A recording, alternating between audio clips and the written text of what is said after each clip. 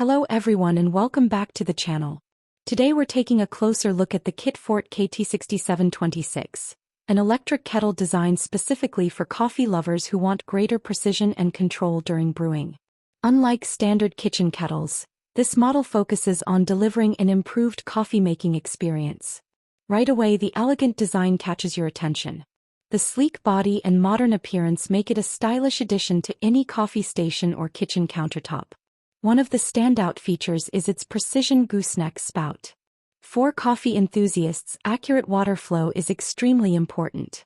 A controlled pour helps achieve better extraction and allows you to get the most flavor from your favorite coffee beans.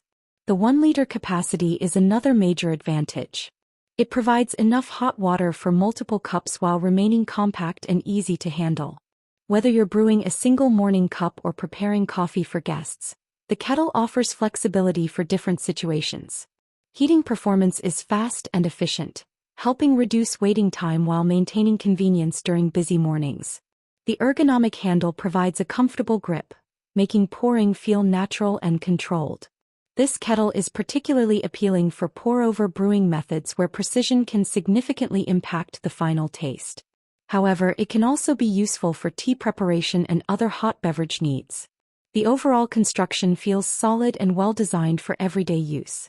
From the smooth pouring experience to the thoughtful design details, it's clear that this kettle was created with coffee enthusiasts in mind. In conclusion, the Kitfort KT-6726 combines style, functionality, and precision into one practical appliance. If you're serious about improving your home coffee setup, this kettle is definitely worth considering. Thank you for watching.